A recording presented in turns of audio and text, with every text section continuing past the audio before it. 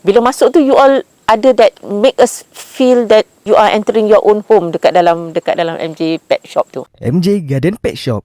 Kucing anda, keutamaan kami.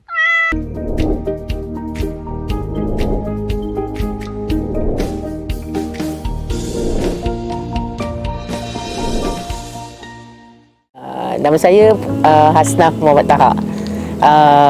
Saya seorang pesara, duduk di Nusa Dusun Orchard Resort, Kuala Linggi. Masa bersara, banyak pergi mengaji, jaga kucing, duduk rumah, baca Quran. Sebenarnya Aunty tak suka kucing. I don't like cats. So bila bersara, sampai dekat sini, ada neighbour tu nak buang kucing.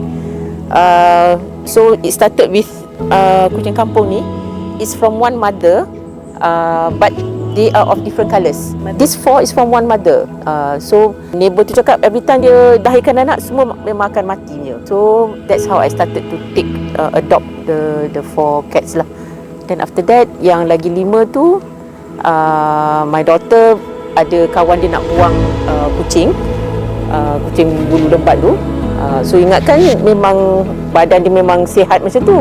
Kisahnya mengandung. So after 1 month, give birth dekat wardrobe dia.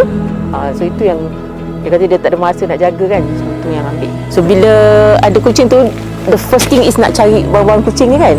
So pergi kat Wang Sanggar Baru tak ada. So the nearest place is Masjid Tanah. So bila pergi bank nak withdraw duit tu, pusing tu jumpa MJ. Actually MJ immediately, because I have to buy for 9 cats punya barang-barang, I immediately actually got VVIP punya treatment. Immediately. That's why I actually stayed lah with MJ.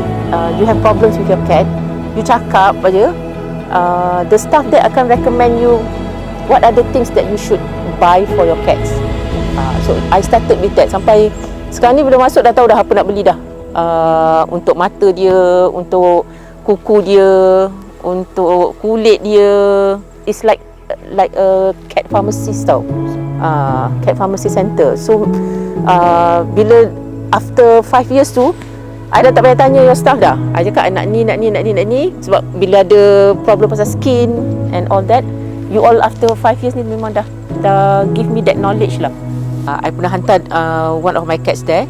Memang very good lah. Throughout the time of 5 years tu, daripada I kena travel daripada Kuala Linggi, half an hour to Masjid Tanah, you all also have delivery service to the house.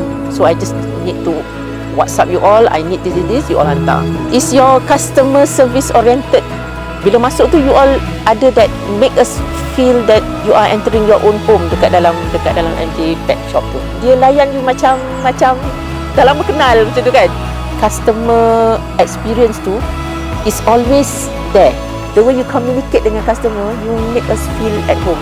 Yes, definitely. Actually, all my neighbours yang ada kucing kat sini, walaupun diorang ada 1-2 kucing kan, they actually buy dekat MJ tau. I masuk your shop and then ada orang lain masuk kan. You all actually have that standard service to the customers yang datang.